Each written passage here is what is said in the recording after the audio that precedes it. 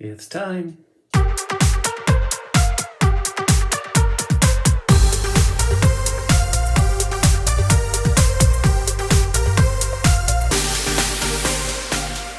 All right, guys, it's time now to get started with our story, The Witches. Now remember, you need to pay very close attention because not only will this book help save your life from real witches, you need to pay close attention because you are going to be answering some very important questions at the end. Now, you do need to use complete. Let's try that again. Everybody, 1, 2, 3.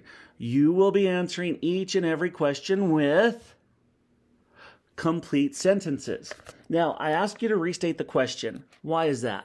Well, not only do I want you to know what you're answering, but I want to be able to read that answer to know what question you're answering.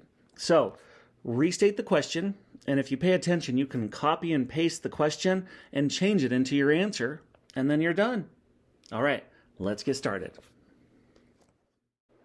Metamorphosis. I remember thinking to myself, there is no escape for me now. Even if I make a run for it and manage to dodge the lot of them, I still won't get out because the doors are chained and locked. I'm finished. I'm done for. Oh, Grandmama, what are they going to do to me?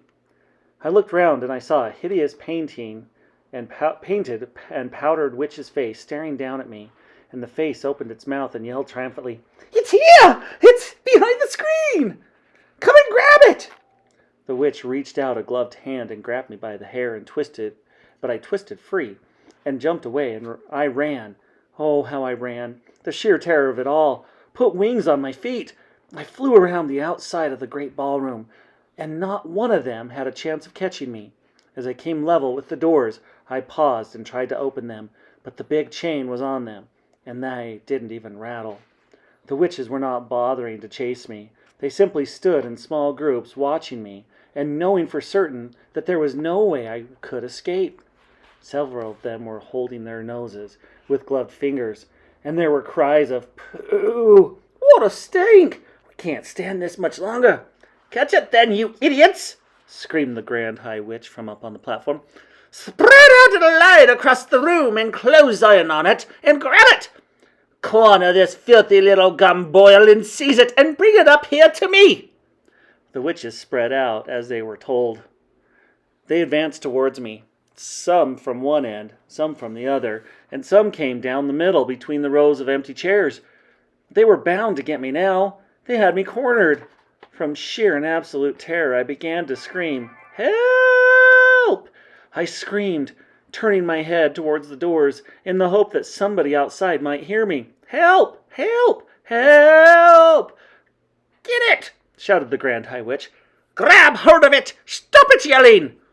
They rushed at me then, and about 5 of them grabbed me by the arms and legs and lifted me clear off the ground. I went on screaming, but one of them clapped a gloved hand over my mouth. That stopped me. "Bring it here!" shouted the Grand High Witch. "Bring the spiny little worm up here to me!" I was carried onto the platform with my arms and legs held tight by many hands, and I lay there suspended in the air, facing the ceiling. I saw the Grand High Witch standing over me, grinning at me in the most horrible way. She held up the small blue bottle of mouse maker, and she said, "Now for his little medicine! Hold his nose and make him open his mouth!" Strong fingers pinched my nose. I kept my mouth closed tight and held my breath, but I couldn't do it for long. My chest was bursting. I opened my mouth to get one big quick breath of air, and as I did so, the Grand High Witch poured the entire contents of the little bottle down my throat. Oh, the pain and the fire! It felt as though my kettleful of boiling water had been poured into my mouth. My throat was going up in flames. Then, very quickly, the frightful burning, searing, scorching feeling started spreading down into my chest and into my tummy and on and into my arms and legs and all over my body. I screamed and screamed, but once again the gloved hand was clapped over my lips. The next thing I felt was my skin beginning to tighten. How else can I describe it? It was quite literally a tightening and a shrinking of the skin all over my body, from the top of my head to the tips of my fingers to the ends of my toes. I felt as though I was a balloon, and somebody was twisting the top of the balloon, and twisting, and the balloon was getting smaller and smaller, and the skin was getting tighter and tighter, and soon it was going to burst. Then the squeezing began.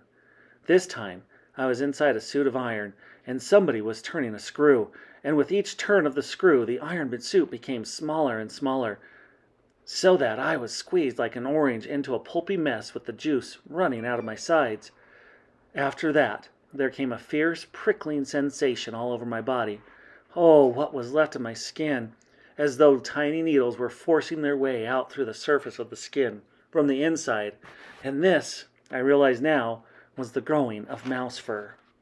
Far away in the distance, I heard the voice of the Grand High Witch yelling, 500 doses! This sneaking little carbuncle has had 500 doses of the alarm clock, has been smashed, and now we are having instantaneous action. I heard clapping and cheering, and I remember thinking, I am not myself any longer. I have gone clear out of my own skin. I noticed that the floor was only an inch from my nose. I noticed also a pair of tiny, furry front paws resting on the floor. I was able to move those paws. They were mine. At that moment, I realized that I was not a little boy any longer. I was a mouse. Now for the mousetrap! I heard the Grand High Witch yelling. I've got it right here, and here's a piece of cheese! But I wasn't going to wait for that. I was off and across that platform like a streak of lightning. I was astonished at my own speed. I leapt over Witch's feet right and left, and in no time at all I was down the steps and on the floor of the ballroom itself, and skittering off among the rows of chairs. What I especially liked was the fact that I made no sound at all as I ran. I was a swift and silent mover, and quite amazingly, the pain had all gone now. I was feeling quite remarkably well. It is not a bad thing after all, I thought to myself, to be tiny as well as speedy, when there's a bunch of dangerous females after your blood. I selected the back leg of a chair and squeezed up against it and kept very still. In the distance, the Grand High Witch was shouting, Leave the little stinkpot alone! It is not worth bothering about. It is only a mouse now. Somebody else will soon catch it. Let us get out of here. The meeting is over. Unlock the doors and shove off to the Sunshine Terrace to have tea with that idiotic manager.